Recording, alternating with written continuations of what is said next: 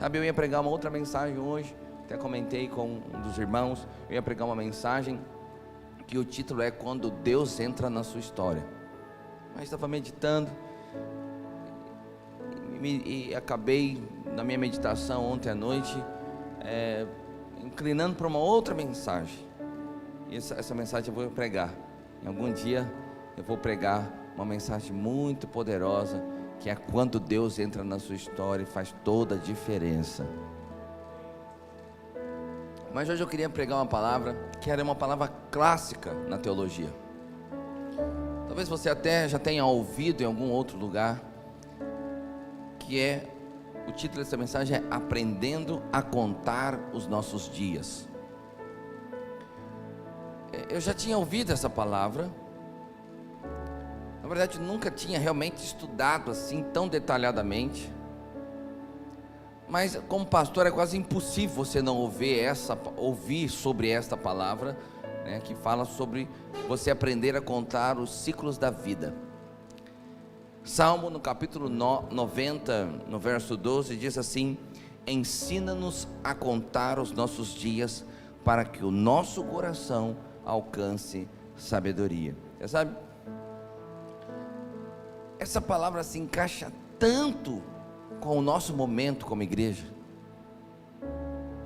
mas é tão assim encaixada naquilo que nós estamos vivendo, que eu fiquei pensando, meu Deus, que coincidência, mas que encaixe. E aquilo foi enquanto eu estava lendo, antes de dormir ontem à noite, quando eu estava lendo, falei, meu Deus, mas é muito parecido, é muito a ver com a gente.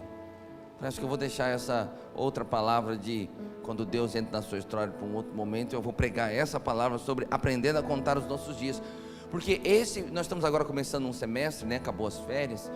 Então, eu sei que nem todos estiveram de férias, mas janeiro é um mês mais tranquilo e tal.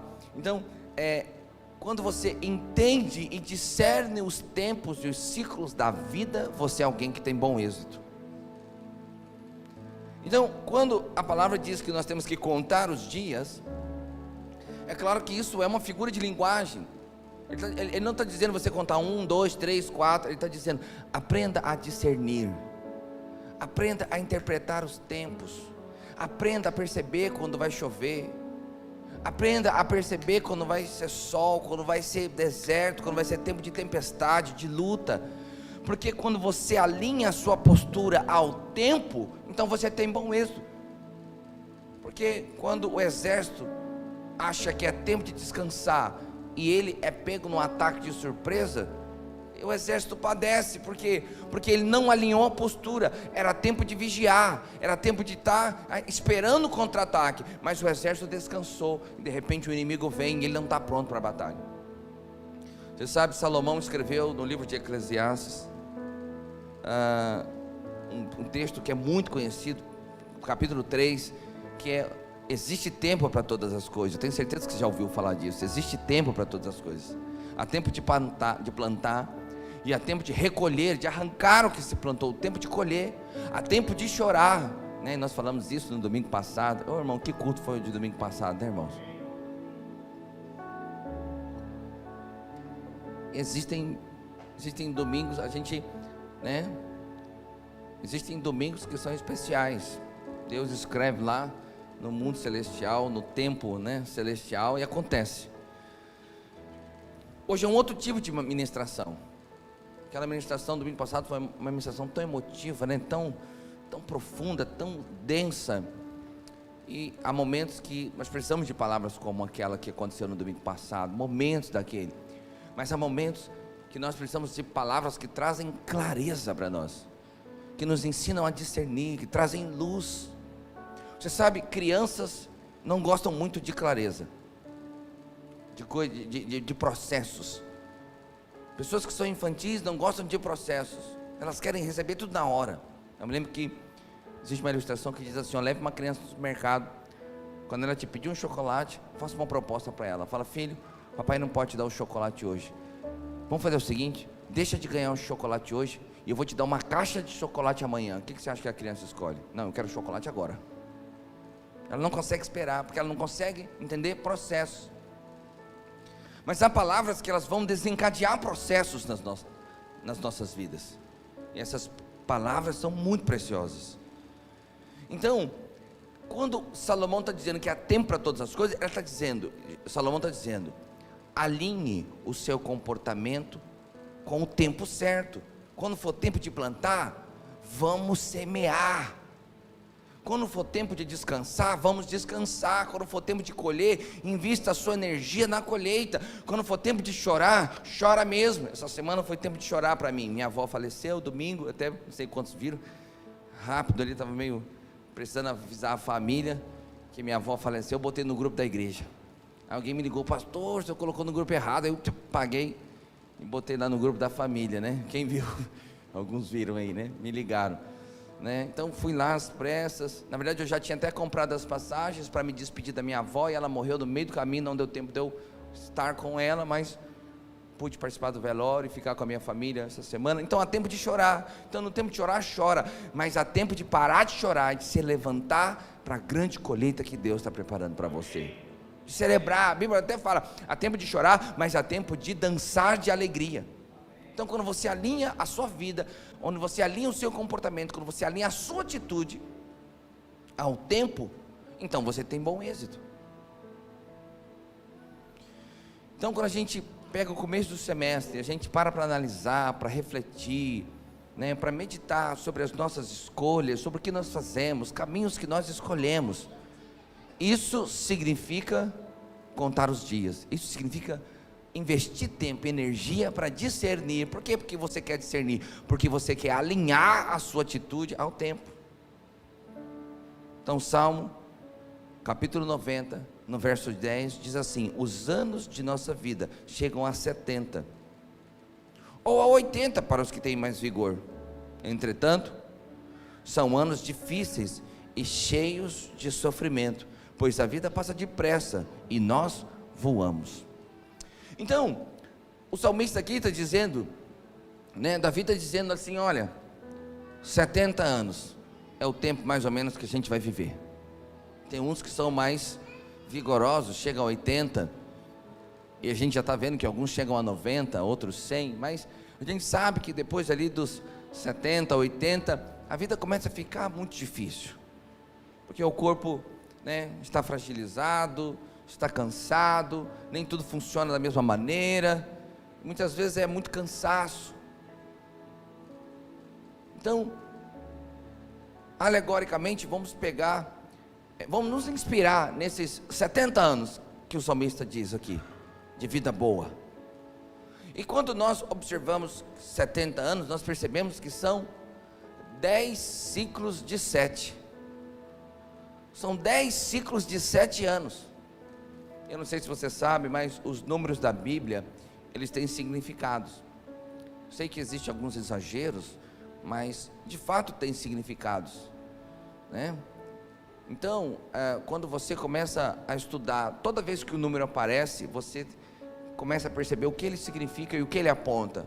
Então, esse estudo, que é o estudo da hermenêutica, que é a ciência da interpretação bíblica, isso é de domínio, né, da teologia. Você percebe que números apontam para alguma coisa, e o número 7 aponta para algo pleno, algo perfeito, algo completo. Por isso que o processo da criação, incluindo o dia do descanso, são 7 dias. Por isso, quando Deus foi mandar a primeira cidade a ser conquistada, de Jericó, Deus falou, vocês vão rodear a cidade durante 7 dias, e no último dia vocês vão rodear 7 vezes. O que é? Era rodear para delimitar a conquista plenamente. Por isso que quando a primeira multiplicação dos pães, foram 7 pães, foram distribuídos, foram 7 pães distribuídos em 7 cestos, porque foi um milagre completo, para a alimentação completa. A segunda multiplicação foram 5 pães e 2 peixinhos, são 7 de novo. Aí você fala lá em Apocalipse, a Bíblia fala que o Deus que tinha 7 espíritos, ou seja, que ele era totalmente pleno, e ele falou as 7 igrejas que representam 7 eras, ou 7 perfis, ou exatamente as 7 igrejas que representam a plenitude da igreja daquela época. Então o 7, ele representa algo pleno. Agora, 10 vezes 7, e o 10? Para explicar o 10, eu tenho que explicar o 3. O 3 significa a plenitude celestial. Por isso que Deus é triuno. Deus Pai, Deus Filho e Deus Espírito Santo, 3 partes. Por isso que o homem que foi feito à sua imagem e semelhança também é triuno, corpo, alma e espírito. Por isso que Jesus foi crucificado aos 33 anos, porque ele foi duplamente completo e perfeito na sua santidade, no seu projeto. Por isso que Jesus esteve morto por 3 dias, porque ele esteve plenamente morto, e depois ressuscitou. Então o número 3, ele significa, o 7 é a plenitude no homem, o 3 é a plenitude celestial, é a plenitude de Deus. Agora o 10 é a soma do 3 em cima do 7, ou seja, 3 com 7 são 10. Então, significa, é a plenitude de Deus sobre o homem. Então, 10 vezes 7 é a plenitude dos ciclos. Então isso aqui não é algo que eu estou inventando agora, isso aqui é algo que é muito comentado na teologia moderna. Isso aqui não é achismo, não é trabalhar com o mistério, com algo, né, esotérico. Não, eu estou falando de princípios bíblicos. Estou te explicando esses princípios. Então, os ciclos completos representam a bênção completa de Deus. Quantos querem ser plenamente abençoados pelo Senhor? Então, e aí, esses 7 anos representam ciclos onde Deus vai manifestar algumas coisas, mas também ciclos onde precisa haver uma postura adequada durante cada ano desse ciclo. E pessoas instáveis nunca chegam no final do ciclo, porque nada começa com a colheita no mundo natural. É sempre semear, depois colher. Então há tempo de semear e há tempo de colher. O tempo de colher é depois de ter semeado. Mas pessoas instáveis, elas abandonam as coisas, abandonam o emprego, abandonam o casamento, abandonam os relacionamentos, abandonam os projetos. Então ela nunca chega. Então, pessoas instáveis têm dificuldade de chegar nos últimos anos do ciclo e ali então desfrutar de plena colheita que Deus vai fazer. Então eu quero que você receba a bênção completa na sua vida. Presta atenção, é claro que isso aqui é alegórico. É claro que isso aqui é muito mais do que literal, porque esses anos e dias não são literalmente anos e dias. Não estou falando aqui de uma matemática perfeita, dia 30 de dezembro esse ciclo, agora dia 1º é outro ciclo, agora eu perdi o ciclo. Não, eu estou falando de um valor muito mais importante. Eventualmente, isso aqui não é matemática, mas eu estou te dando um princípio de ciclos, e nós estamos nos inspirando naquilo que a palavra de Deus fala sobre os ciclos. Quantos estão comigo nisso? Então eu queria falar de cada um desses anos, e eu queria ajudar você a se posicionar. E olha, isso que eu vou falar aqui tem uma aplicação profunda na vida da igreja, mas tem aplicação na sua vida pessoal. Se você pegar todos esses princípios que eu vou te dar hoje aqui e aplicar na sua vida profissional, você vai ser alguém exitoso. Se você aplicar no seu casamento vai ser abençoado. Se você aplicar isso aqui no relacionamento com novos amigos, novos projetos, você vai ser abençoado. E se você aplicar isso aqui na vida da igreja, você vai ser abençoado. O primeiro ano. E aí, eu quero fazer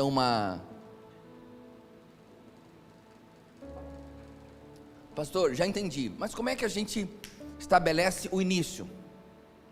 Como é que você estabelece o marco? Como é que eu começo? Onde eu abro essa contagem? Você abre essa contagem nos marcos da sua vida. Então, casou, novo ciclo. Antes era solteiro, agora é casado. Casamento do Felipe, falei para ele, até ficou eternizado, porque ficou lá no vídeo, né? Aí estão copiando por aí, na internet. Eu disse para ele assim, olha, como é que eu falei? Até eu esqueci. Olha, você precisa converter o seu coração de um coração de solteiro para um coração de casado. Falei, Camila, você precisa converter o seu coração de um coração de solteiro para um coração de casado. Eu estava dizendo para ele assim, acabou o ciclo do solteiro, começou o ciclo do casado.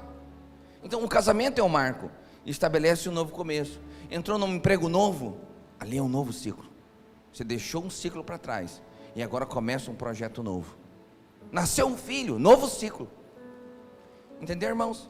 Então, há fatos importantes que acontecem na sua vida, e ali eles nascem. Então, pastor Igor, novo ciclo. Videira Zona Norte, pastor da Videira Zona Norte, novo ciclo na sua vida. Pastor Felipe, vem para Cuiabá, novo ciclo. Mas eu quero falar um pouco, eu vou fazer o tempo todo uma analogia com o ciclo desta igreja. O último evento que marcou um novo ciclo aqui, foi quando eu cheguei, há 5 anos atrás aqui. Isso é um novo ciclo. Era um outro pastor, pastor Antônio, uma bênção, meu amigo, foi para a Inglaterra. Pastor Silvio chegou, novo ciclo. Então, eu quero, aqui durante esses momentos, você pode ir pensando nos seus ciclos pessoais, mas eu vou traçar um paralelo para o ciclo dessa igreja, porque nós estamos começando um novo semestre. Eu quero que você perceba aquilo que Deus vai fazer. Então, primeiro ano, 2016, foi o ano que eu cheguei aqui. Novo ciclo. Primeiro ano, ano do aprendizado. Tudo que você for fazer, o primeiro ano é o ano do aprendizado. Não é o ano de ter muitos frutos, não é o ano de ter muito resultado, é o ano de aprender. Porque no primeiro ano, não é o período que você vai colher demais. É o ano de aprender a fazer as coisas.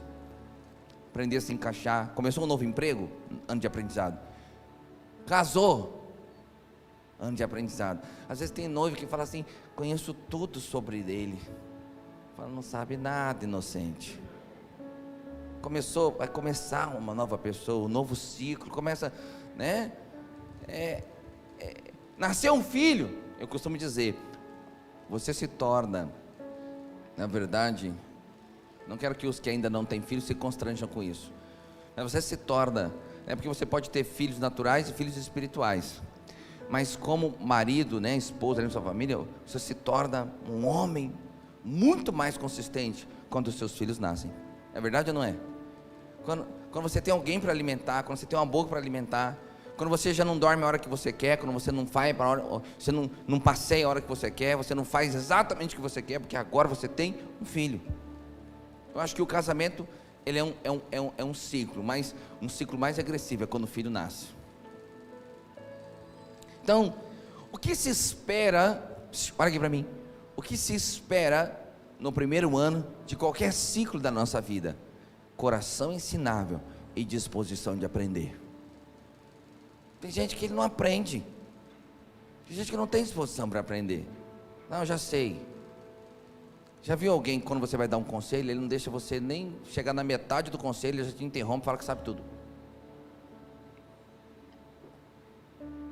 Ansiedade, mas às vezes falta de ter um coração ensinável para aprender. Ninguém sabe tudo, meu irmão. A gente pode olhar para um passarinho cantando de manhã cedo e aprender com ele.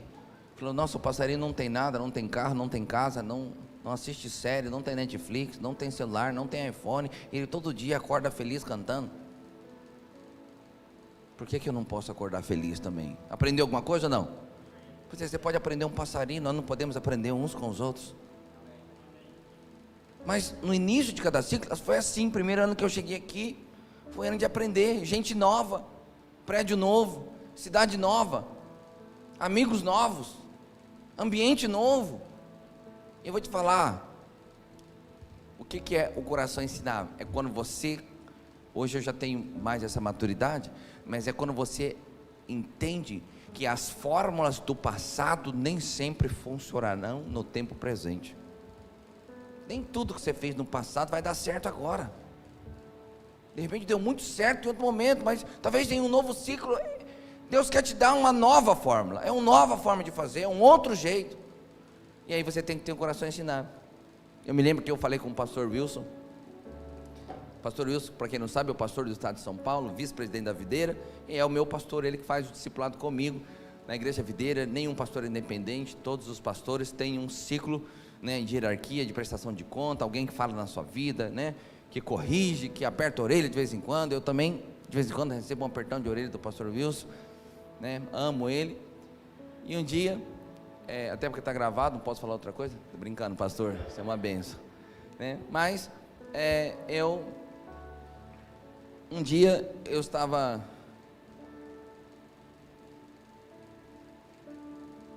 O que eu ia falar que estava dentro da minha cabeça que eu esqueci agora?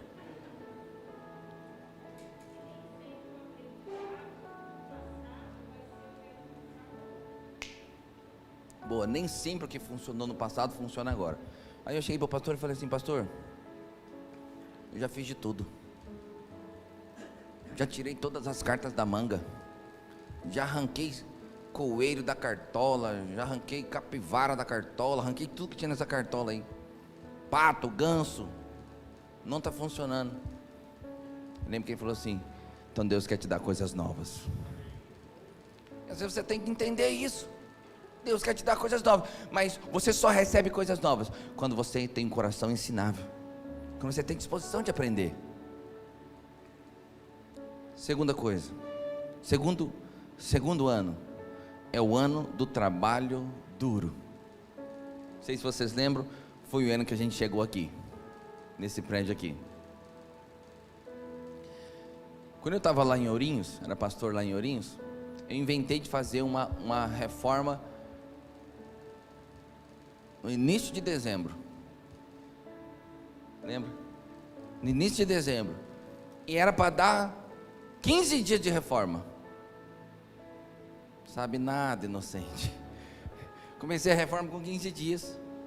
Eu entrei no Natal, Ano Novo, as férias. Eu estava lá em Curitiba, tendo que ligar, resolver coisa. Estava na praia. Não, pera aí, liga para fulano, ele tem a chave. Ele vai lá, fala com a CPFL, derrubaram o disjuntor lá, não liga o ar-condicionado. Acabou com o Natal, com o Ano Novo, com as férias. Trabalho, não funciona. Aí nós inauguramos o prédio. Pasmem, inauguramos o prédio sem energia. Tivemos que puxar energia, conversar com o imóvel do lado, puxamos não é um gato, né, porque ele ia pagar energia, né, puxamos a energia dele, ligamos. Pensa quando dá tudo errado. Ficou bonito, mas, nossa, sem energia, sem ar-condicionado, com 500 pessoas, 400 pessoas lá, duro. Eu fiz uma promessa para mim mesmo: nunca mais na minha vida eu faço obra no final do ano. Começamos essa aqui em dezembro também.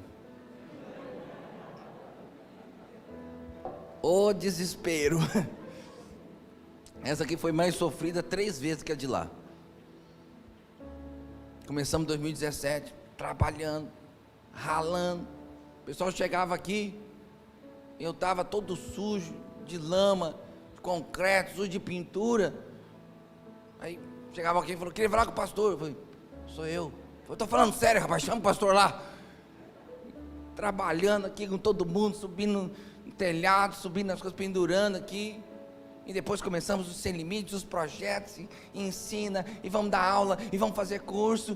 Ei, irmão, quebrar pedra. Segundo ano de quebrar pedra em tudo que você for fazer. Porque no primeiro ano você está aprendendo. Não dá para dar passo largo quando você está aprendendo, você está inseguro. Projeto novo, trabalho novo, cidade nova, não dá para dar muito passo largo. Mas segundo ano você já está mais confiante. Você já entendeu como as coisas funcionam. E agora, ainda não é tempo de colher, é tempo de trabalhar duro. Então nós trabalhamos muito forte aqui no segundo ano. Eu tenho certeza que casamento é a mesma coisa. Eu acho que a metade dos casamentos quase não acontece na véspera do casamento. Porque você não começa a brigar depois que casa, você começa a brigar na hora que começa a falar da cerimônia do casamento. É ou não é?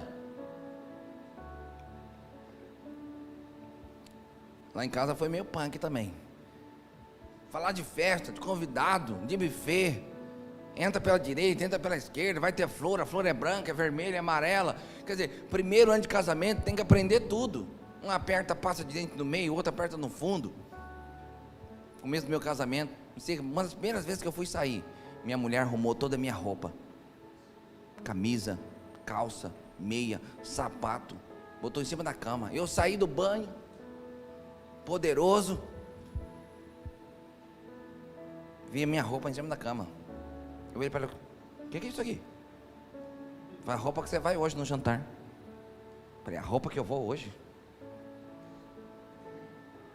Eu vou escolher a minha roupa. Você não vai escolher a minha roupa não. Irmão, quase não fomos no jantar.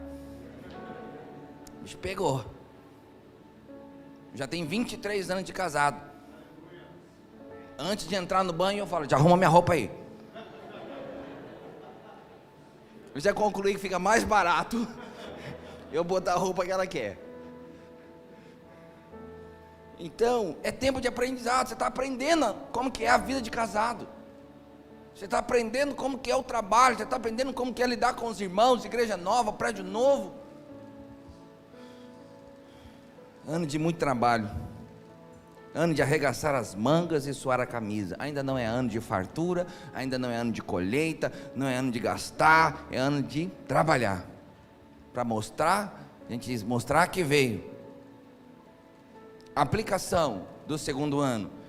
Tenha atitude, tenha a disposição de trabalhar e de servir. Atitude. Terceiro ano na vida da gente. Ano da aliança. 2017, 2018 foi o ano que nós começamos a colher novas alianças, relacionamentos mais íntimos.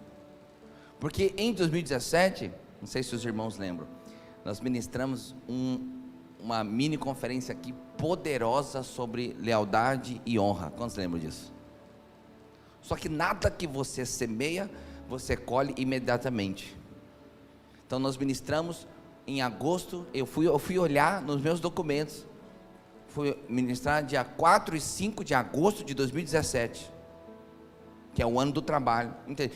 É um tipo de semeadura, nós estamos trabalhando, estamos ensinando sobre honra, sobre lealdade, sobre andar junto. Mas em 2018, aquilo que foi semeado começou a produzir frutos. Ou seja, nós começamos a colher relacionamento. Ou seja, se você casou, está no primeiro do segundo ano, espere, porque o terceiro ano é o ano de aprofundar os relacionamentos. Ano de estreitar alianças. Aquilo que nós fazemos juntos produzem alianças longas, profundas. Não sei se você já viu em filmes, ex-combatentes de guerra se tornam um amigo por resto da vida. Por quê? Porque o segundo ano, que é o ano do trabalho, ou seja, ciclos de trabalho árduo, suando a camisa junto, muitas vezes chorando junto, porque a vida não é fácil. Se a vida for fácil para você, você ainda não está vivendo. Nem na barriga da mãe tem tudo pronto, não é fácil, você fica espremido, não tem liberdade. A vida não é fácil. Mas quando você sofre junto, anda junto, caminha junto, chora junto, isso produz alianças profundas. O terceiro ano foi o ano da gente sedimentar as alianças. Assim vai ser lá no seu trabalho novo. No primeiro ano você aprende.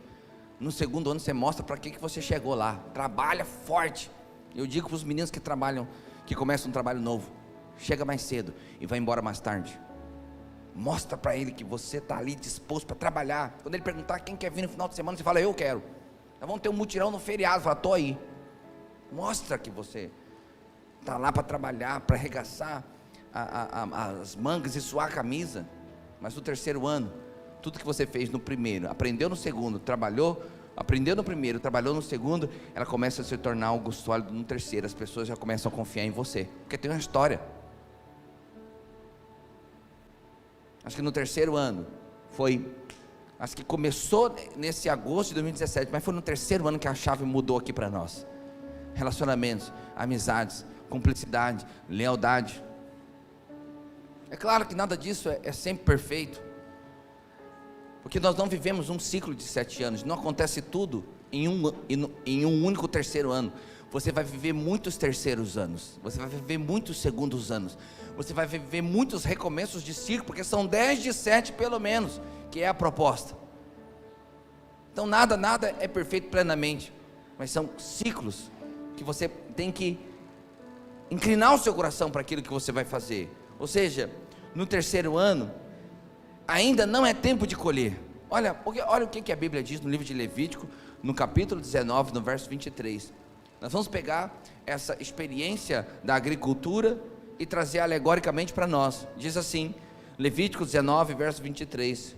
Quando vocês entrarem na terra e plantarem qualquer tipo de árvore frutífera, preste atenção, está lá no Velho Testamento, considerem proibidas as suas frutas.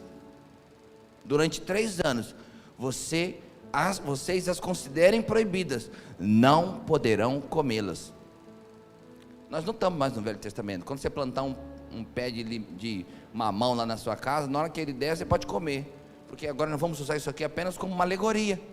Ou seja, nesses 3 primeiros anos, ainda não era ano de desfrutar, não era ano de colheita abundante, era ano de estreitar relacionamentos, de consolidar o que se plantou. Eu me lembro que eu tinha uma fila. Alguém já criou fila? Cachorro fila? Lá no fundo, eu tinha uma fila brasileira. E essa fila brasileira, ela era linda, linda, linda, linda. No primeiro cio, eu já queria que ela cruzasse. E eu me lembro que o veterinário falou assim, os primeiros ciclos de fertilidade da sua cachorra, da sua cadela, não põe ela para cruzar. Quando você colocar ela para cruzar, no tempo da maturidade, ela vai dar muitos filhotes fortes. Primeira cria dela, eu não sei se foi exatamente 3, mas nós deixamos alguns ciclos. Quando ela teve cria foram 13 cachorros, não sei quantos que eram machos, quantos eram, mas são 13 filhotes, lindo, coisa mais linda do mundo, porque esperamos o tempo certo para colher. Terceiro ano é tempo de consolidar o que foi semeado. Então qual é a atitude no terceiro ano? Em tudo que você for fazer, casamento, emprego, trabalho e vida da igreja, aprofundar os relacionamentos e as alianças. Aprofundar. Você sabe, tem irmãos que são mais dados a relacionamentos, irmãos que são menos dados em relacionamento, ou seja, menos inclinados para relacionamento. Acredita em mim, quanto mais relacionamentos saudáveis você tiver, mais seguro, protegido e guardado você será. A vida não é feita para se viver sozinho, meu irmão. Até o próprio Deus, que é absoluto em si mesmo, decidiu viver em comunidade. Deus Pai, Deus Filho e Deus Espírito Santo. Quarto ano, ano dos primeiros frutos. 2019, a gente já tinha consolidado. É claro que a gente tem alguns, pensando na vida da igreja, a gente vem tendo os frutos, mas em 2019 vieram mais frutos, pessoas novas, pessoas chegando. Eu comecei a pensar quem chegou no ano de 2019. Primeiros frutos. Não é tempo da colheita abundante ainda, não é. Não é tempo, mas os frutos começam a aparecer.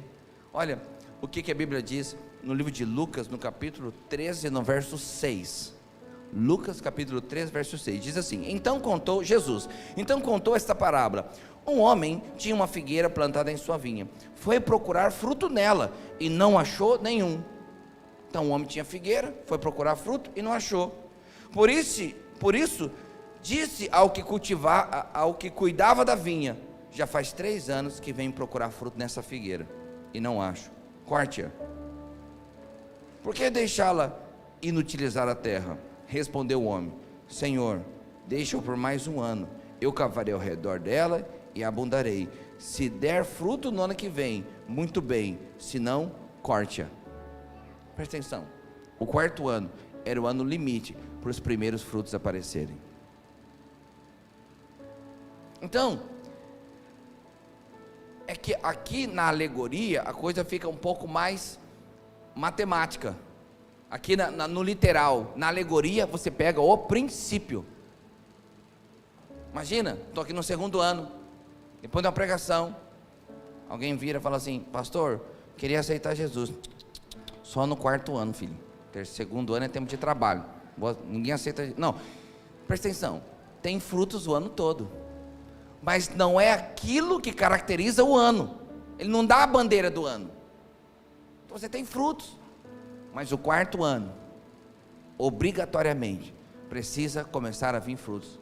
Ou seja, se você está lá no seu trabalho, no relacionamento, em torno do 4º ano, você precisa começar a colher alguma coisa daquilo que você semeou.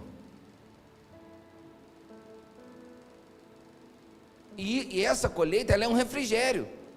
Então por isso que o senhor da vinha falou: olha, quarto ano, se no quarto ano não der fruto, aí nós vamos cortar, porque nós vamos deixar uma videira inutilizando, ou seja, ocupando o solo e não frutificando. Ou seja, a nossa vida cristã é feita para frutificar.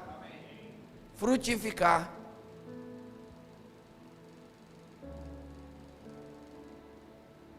E quando nós não frutificamos, nós deixamos de cumprir o propósito para o qual nós somos criados.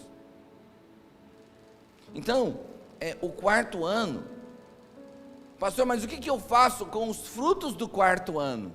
Eu como tudo? Não, você reinveste na terra.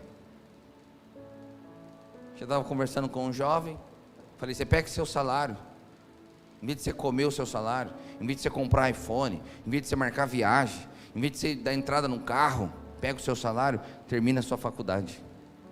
Depois que você terminar a sua faculdade, faça uma especialização numa universidade de ponta. Pega os primeiros frutos do seu trabalho e reinveste em você mesmo, porque não é ainda tempo de colheita abundante. Então nós tivemos aqui em 2019 esses primeiros frutos, mas ainda não era o tempo de colheita abundante, mas é um tempo de refrigério, porque depois de algum tempo você começa a ver os frutos, você fica: meu Deus, aleluia, comecei a frutificar, a terra começou a dar os seus frutos, e aí isso te consola, é um sinal para você permanecer, é um sinal para você continuar. Então vai haver alguns frutos no seu trabalho, no seu casamento, nos relacionamentos, nos projetos, mas ainda não é tempo de colheita abundante. Reinvista esses frutos, reinvista esse tempo. Já ouviu falar que quem semeia vento colhe tempestade? Reinvista no seu casamento, amor, cuidado, atenção, carinho. Reinvista, porque você já vai ter alguns frutos, mas reinvista nele.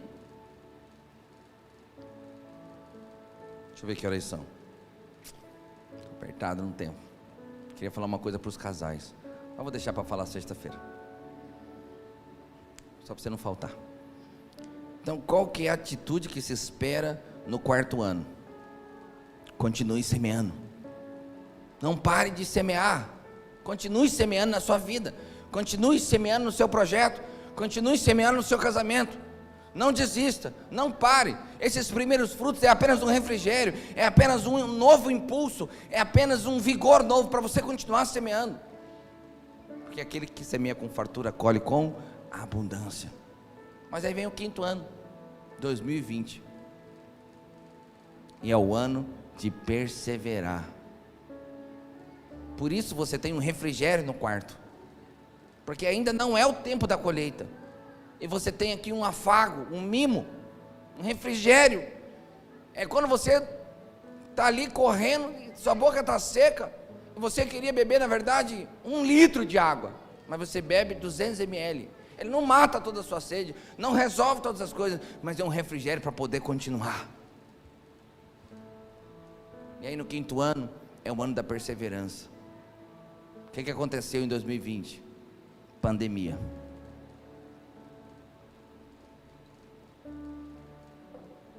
Muita gente desistiu, igrejas fecharam. Olha, eu nunca pensei em desistir, mas eu confesso que eu cheguei a pensar como seria se a igreja fechasse e eu tivesse que voltar envergonhado para minha terra, em Cuiabá. Eu já pensei como é que eu ia pedir emprego, né? Porque a gente pede emprego, né? Agora como é que pede emprego de pastor, né? Tem uma ovelha aí sem pastor para mim? Eu pensei nisso, falei: meu Deus, será que nós vamos passar por esse tempo? Mas eu não pensei em desistir, mas eu pensei: meu Deus, vai ser muito difícil. E aí nós começamos a fazer os cultos online. Quantos lembram desses cultos online que a gente... É que agora ele está transmitindo, né? Mas a gente teve cultos que eram gravados. Sabe quantas horas a gente demora para fazer um culto? Vamos contar aqui: 1 hora que o Ministério do Louvor chega antes do culto, os servos, 1h30 do culto, mais meia hora depois do culto, 2 horas com umas 3 horas, a gente faz um culto. A gente demorava 6, 7 só para gravar, depois demorava 12 editando. Isso quando não perdia no meio do caminho, tinha que fazer de novo. Chegamos a ter que gravar de novo, porque perdeu uma. Para fazer uma semana. Eu me lembro que tinha um Domingo Kids, né? Os irmãos conhecem a seriedade da minha esposa no trabalho das crianças. Vocês já me perguntaram, pastora, a esposa nunca vem no culto? Não, ela está em todos os cultos, só que ela está no culto, ela está lá em cima do Kids. Ela falou, então ela não participa do culto? Não, ela participa do culto, é que lá também é culto. Lá tem culto, lá tem louvor, tem palavra, tem versículo, tem estudo, tem tudo lá em cima. E a minha palavra, que é a minha, que eu estou pregando aqui, ela ouve durante a semana. O quanto é importante o que nós fazemos lá em cima. Mas eu me lembro que não tinha essa possibilidade de não ter, assim, até acho que aconteceu uma vez, mas era muito difícil passar um domingo que não tivesse o Domingo Kids. Irmão, eu fui fantoche, né? Meus irmãos lembram? Os irmãos conheciam minha voz, eu era o Rafa do fantoche. Eu fui a fantoche, eu botava a mão, depois eu ficava 3 dias com a mão doendo, tanto ficar assim, ó, segurando. Editava, gravava, né? Fazia desenho, tocava, cantava, e era tudo lá na sala de casa. Quantos lembram disso? Teve um dia que eu fui terminar a edição no domingo 6 horas da manhã. Falei, meu Deus. E a gente tinha começado 8 horas da noite no sábado. Não, já tinha gravado durante a semana. Eu comecei a editar no sábado 8 horas da noite, a gente não sabia editar, tinha que aprender o programa, tudo era demorado, e a gente queria fazer o melhor. 6 horas da manhã eu estava exausto, nem assisti o culto naquele dia, porque eu acabei de editar. Eu falei, ó, já está no YouTube, vou dormir. Mas por várias vezes eu falei, vamos parar de fazer esse negócio aí, ó, não estou aguentando mais não. Foram 5 meses fazendo, todo domingo. E ela inventou de me dar fazer uma célula, tinha que fazer 2, tinha um na quarta e um no domingo. Eu falei, amor, não dá para fazer o sol do domingo. Não, tem que ter a célula, as crianças não podem ficar sem célula, tem que fazer para as crianças. Fazia 2 vezes. Eu pensava, ainda no meio chegou o Felipe para ajudar. Falei, graças a Deus chegou alguém para fazer durante a semana, né? E às vezes muitos ele que fez sozinho, mas muito tempo fazendo. Quantas vezes, irmão, já passou por isso? Irmão, tem momentos que você tem que perseverar no seu casamento, que nunca pensou em desistir, ou você está num estado muito elevado de ser humano, ou é um mentiroso miserável. Você casou há pouco tempo, não é possível, porque é difícil, casamento é difícil. Mas quando você pensar em desistir, pensa na resposta que você tem que dar no 5º ano. O 5º ano não é necessariamente o 5º ano, é o período, o tempo do 5º ano que ele se manifesta. Existe um tempo que você tem que se manifestar, é persistir, você tem que permanecer. Todo mundo está dizendo que não vai dar certo, você fala, vai dar. Às vezes até você está dizendo que não vai dar certo, mas você fala, em nome de Jesus, a minha alma está tentando me enganar, dizendo que meu casamento não vai dar certo, mas em nome de Jesus, ele vai dar certo. É o tempo de permanecer. É irmão na célula que está pensando em desistir, é no projeto, fala, eu não vou prosperar, vou largar essa empresa, vou começar de novo. Meu irmão, toda hora que você larga e começa de novo, o ciclo começa de novo. Mas você tem que voltar lá para o final da fila. Então qual que é a ilustração bíblica desse texto? 2 Reis, capítulo 3, verso 17, diz assim: o profeta disse ao rei Jeoás, ele disse assim, olha, abra a janela que dá para o leste e atire. O rei o fez, e Eliseu declarou, esta é a flecha da vitória do Senhor, é a flecha da vitória sobre a Síria. Então Eliseu ainda chegou para Jeoás e falou, abre a janela, pega o arco e atira a flecha. Essa flecha é a vitória. Aí Eliseu virou para Jeoás e falou, entendeu ou quer que desenha? Ele pegou a flecha e começou a flechar, e o texto continua, em seguida Eliseu mandou o rei pegar a flecha e golpear o chão. Ele golpeou o chão 3 vezes e parou. Ele deu 3 flechas. Aí Eliseu ficou indignado, disse assim, o homem de Deus ficou irado com ele e disse, você deveria ter golpeado o chão 5 ou 6 vezes, assim iria derrotar a Síria, e a destruiria completamente, mas agora você vencerá somente 3 vezes. o relaxo, a displicência e a falta de perseverança de Jeoás lhe custou o trono. Custou caro demais. Então tem irmãos que lutam anos a fio, fazem tanta coisa e literalmente morrem na praia, porque desistem quando deviam permanecer. Desistem quando deviam permanecer. Então qualquer atitude que se espera, invista o seu tempo até romper. Permaneça, persista, persiga, não desista. Nós estamos começando o ano, eu estou te falando para você aprender a discernir o tempo, para você alinhar a sua postura no seu tempo. 6º ano, agora chegou, é o ano da tríplice bênção, ou da bênção tríplice, é o ano da colheita, da fartura abundante. Ou seja, só tem colheita abundante para aqueles que perseveram, para aqueles que não desistem, para aqueles que continuam. Então o livro de Levítico, no capítulo 25, verso 18, diz assim, ó: pratiquem os meus decretos e obedeçam as minhas ordenanças. Ou seja, eu vou parafrasear agora, interpretando aqui com o nosso texto: permaneça. No primeiro ano você aprende, no segundo ano você trabalha, no terceiro ano desenvolva alianças, no 4º ano tem os primeiros frutos, no 5º ano permaneça, não desista, e vocês viverão com segurança na terra, e então a terra dará o seu fruto. Essa aplicação que eu estou dando tem tudo a ver com o contexto, porque todos os exemplos falam de terra, e esse texto fala de terra.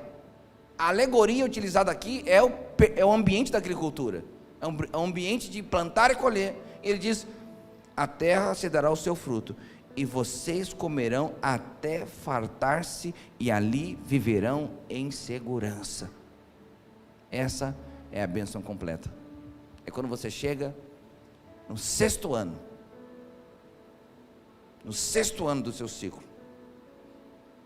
Você aprendeu, trabalhou, desenvolveu relacionamentos, alcançou os primeiros frutos, perseverou, e no 6º ano tem colheita para você. No 6º período tem colheita para você. Ano de 2021 para nós é o ano da colheita. É esse ano que estamos vivendo agora. É o ano de colheita abundante. Eu, pastor Silvio, e os pastores que andam comigo, mas vou falar por mim, porque eu sou a única pessoa aqui que participou desse ciclo completamente, porque os outros irmãos já estavam no ciclo anterior, mas eu participei só desse ciclo, aqui na nossa igreja. Porque eu estou dando como marco a minha chegada mesmo, né? Eu nunca estive tão animado como eu estou agora. Nunca estive tão animado. Percepção da atmosfera, cada culto, cada louvor, cada reunião que a gente faz. Sei que teve uma reunião que eu fiz, falei: o povo não vai vir não, põe pouca cadeira aí. O Felipe falou assim: pastor, o povo vai vir. Lotou. Aí um dia a gente foi fazer uma outra reunião, eu estava no presbitério, eu falei: já conheço, estou aqui há 5 anos, pode pôr meia cadeira. Aí o Felipe falou de novo: pastor, desde que eu estou aqui, toda vez que o senhor fala que não vai vir, o povo vem. Então é o Espírito mostrando para mim: virou o ciclo, filho, é o ano da colheita, é o ano onde as coisas vão acontecer. E ainda que você, pastor Igor, esteja começando o seu ciclo, o seu pessoal começa agora, mas o da Igreja Videira nessa cidade nós já estamos no 6º ano. Então é tempo de aprender, tempo de trabalhar, tempo de fazer aliança, fazer todo o mesmo tempo. Vai ter colheita sobre a sua vida, sobre o seu ministério lá. A mesma coisa lá em Pradópolis, a mesma coisa lá em Serrana. Onde nós estamos plantando as igrejas, é tempo de abundante colheita. Então qual que é a atitude agora, esperada no 6º ano? A atitude é: invista toda a sua energia para fazer a colheita, porque tem muita coisa de Deus para você. Invista tempo na colheita. Não sei se você conhece um pouco de agricultura, eu trabalhei 4 anos especificamente com agricultura. Então, quando você não tem maquinário para realizar a colheita, a sua colheita se perde na lavoura, ela azeda lá. Você precisa investir tempo, dinheiro, energia para colher. Então esse é o ano que nós vamos investir tempo, energia, dinheiro, sonhos, sangue, suor, para fazer a maior colheita que nós pudermos fazer, porque Deus já liberou ela no mundo do Espírito. Essa é a postura. Mas no 7º ano, que é o último ano do ciclo, esse é o ano do desfrute. Vai ser em 2022 para nós, o ano do desfrute. No mesmo texto de Levítico, agora eu vou ler o texto todo, porque eu parei o texto na metade. No mesmo texto diz assim: pratiquem os meus decretos e obedeçam as minhas ordenanças, e vocês viverão com segurança na terra. Então a terra dará o seu fruto, e vocês comerão até fartar-se ali, viverão com segurança. Foi até aqui que eu li. Agora a partir do verso 20 diz assim: vocês poderão perguntar: que iremos comer no 7º ano, se não plantarmos, nem fizermos a colheita, né? Aí, verso 21 diz assim: saibam que eu lhes enviarei a minha bênção no 6º ano, e a terra produzirá o suficiente para 3 anos. Quando vocês estiverem plantando no 8º ano, comerão ainda da colheita anterior, e dela continuarão a comer até a colheita do 9º ano. Nós estamos usando isso aqui alegoricamente como símbolo para nós. Então, o Senhor está nos dizendo, né, aqui, inspirado nesse texto, que o ano, ou período da abundante colheita, produz o suficiente para aquele próprio ano, para o 7º ano, e quando você começa o 8º ano, que seria o primeiro ano do próximo ciclo, você ainda está comendo da colheita do 6º ano. Ou seja, o seu começo já não é do zero. Você já começa a corrida 250 por hora, porque você já está colhendo dos anos anteriores. Talvez você possa estar pensando, eu encerro com isso. Eu não vou cantar agora, vou encerrar assim. Talvez você possa estar pensando: pastor, mas o que a história da nossa igreja tem a ver com a minha vida? Porque a minha vida é outro ciclo. Eu casei ano passado, comecei um projeto novo agora, eu cheguei na cidade nesse ano. Às vezes a sua vida está em outro ciclo. Então eu quero te dizer uma coisa. No livro de Mateus, capítulo 6, no verso 33, Jesus que disse. Jesus disse algo muito interessante: busquem em primeiro lugar o reino de Deus e a sua justiça, e todas essas coisas vos serão acrescentadas. Presta atenção nisso. 2 coisas serão acrescentadas segundo esse texto. Sei que há uma versão que diz que todas as coisas vos serão acrescentadas, mas a versão mais correta não é todas as coisas, é todas estas coisas. Por que são todas estas coisas? Porque Jesus tinha falado de 2 coisas. Jesus tinha falado sobre os passarinhos que não semeiam, não colhem, não plantam, mas todo dia tem provisão para eles. Se os passarinhos têm de comer, quanto mais vocês que são meus filhos. Então, primeira coisa que Deus falou: provisão. E depois ele fala sobre os lírios do vale. Olha, os lírios do vale também não fazem nada, mas eles se vestem das mais belas cores. Quanto mais vocês. Essas 2 coisas também são alegóricas. Elas são literais, mas são alegóricas. O que significa comida na Bíblia? Na Bíblia, comida significa provisão. E provisão é muito mais que comida. Presta atenção: tudo que você precisa para cumprir o propósito de Deus, Deus vai te dar. E a segunda coisa, que são os lírios. Os lírios, eles se vestem, né, das mais belas cores. Roupa sempre aponta para a honra. O sacerdote tinha uma roupa diferente, Jesus tinha uma roupa diferente, José tinha uma roupa diferente, o sumo sacerdote tinha outra roupa diferente, e ela tinha todo o detalhamento como ela devia ser feita. Hoje em dia, o policial tem uma roupa diferente, porque ele tem autoridade, tem honra na posição. O juiz tem uma roupa diferente. Quando você vai no casamento com uma boa roupa, você vai para honrar os noivos. Roupa sempre aponta para a honra. Então Deus está dizendo que aqueles que buscam em primeiro lugar o reino de Deus, não vai ter falta de provisão e de honra. Deus mesmo vai te honrar. Então, eu sei que talvez na sua experiência pessoal você esteja até em várias etapas. No trabalho você está no primeiro ano, no casamento você está no 4º, né, na cidade, em outro contexto você está num outro ciclo, em outro você já está colhendo. Que a vida é assim, ela é toda colorida. Mas eu estou te falando como que nós estamos vivendo a nossa vida como igreja. Quando você se envolve com aquilo que Deus está fazendo, não vai faltar para você provisão e honra. Você será honrado pelo Senhor. Olha, homens podem esquecer. A Bíblia fala que até a mãe poderia esquecer, mas o Senhor jamais esquece dos seus filhos. Sei que no domingo passado nós ministramos uma palavra assim tão emotiva, nós choramos tanto, e hoje eu estou trazendo para você uma palavra que tem uma carga de clareza de orientação para você viver um ano abençoado. Vamos ficar de pé? Quero orar com você. Já passei do meu horário 15 minutos.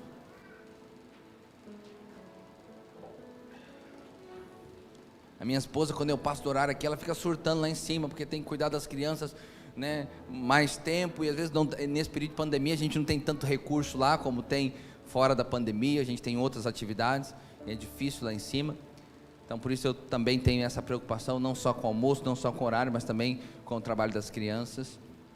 Mas eu quero orar com você nessa hora, para que você possa sair daqui com essa palavra selada no seu coração. Deus, em nome de Jesus, eu quero abençoar cada um desses irmãos, Senhor, que essa palavra que é viva e poderosa, na simplicidade com a qual ela foi aqui explanada, descrita, ministrada, mas que ela possa cair como uma semente na terra boa do coração dos meus irmãos, e possa germinar e dar frutos bons a 30, a 60 e a 100 por um, em nome de Jesus, em nome de Jesus, em nome de Jesus.